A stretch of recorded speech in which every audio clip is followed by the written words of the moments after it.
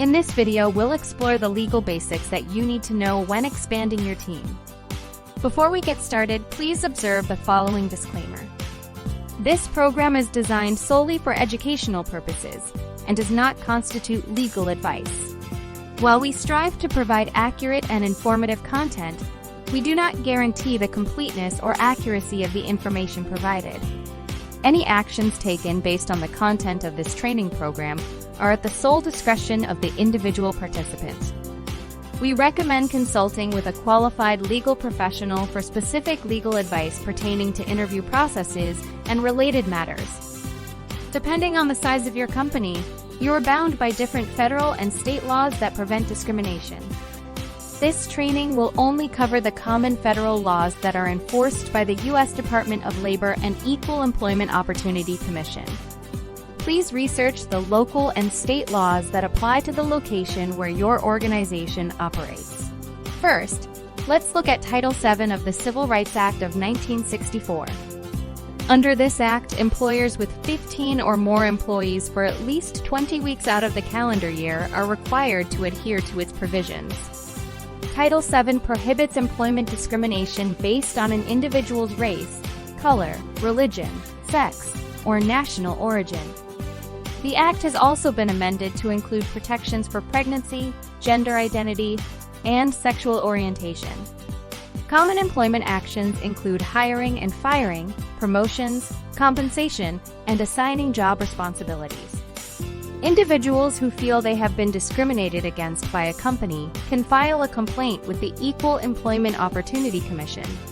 The EEOC is an independent federal agency that enforces federal laws and investigates claims of discrimination.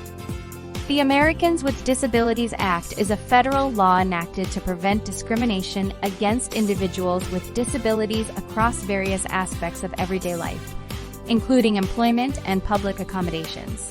As a small business, it is essential to understand and adhere to the ADA's requirements to foster inclusivity, avoid discrimination, and provide equal opportunities for all individuals, regardless of their disability. Under the ADA, businesses with 15 or more employees must provide reasonable accommodations to qualified employees with disabilities.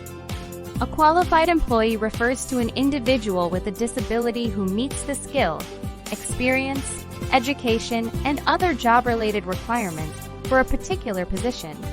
Despite having a disability, a qualified employee must be able to perform the essential functions of the job with or without reasonable accommodations. Reasonable accommodations may encompass modifications to workspaces, schedules, equipment, or policies, unless such adjustments would cause undue hardship to the business. Undue hardship refers to significant difficulty or expense when considering the business's size, financial resources, and nature of operations.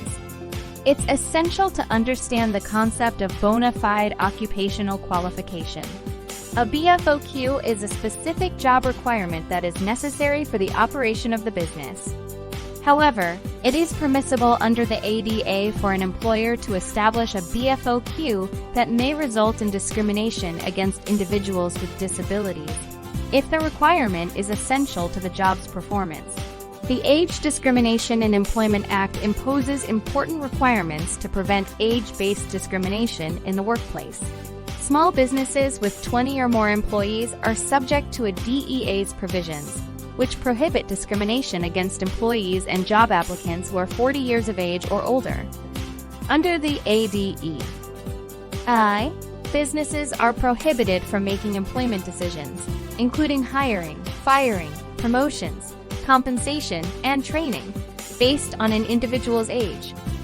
Additionally, it prohibits mandatory retirement based on age, with limited exceptions for certain executive or high-level positions. Businesses must ensure compliance with the ADEI's requirements to avoid legal repercussions, including lawsuits, fines, and damage to their reputation. Remember that by ensuring compliance with anti-discrimination laws, maintaining thorough documentation, providing reasonable accommodations, and fostering an inclusive workplace culture, you not only mitigate legal risks, but also create a positive environment where individuals can thrive.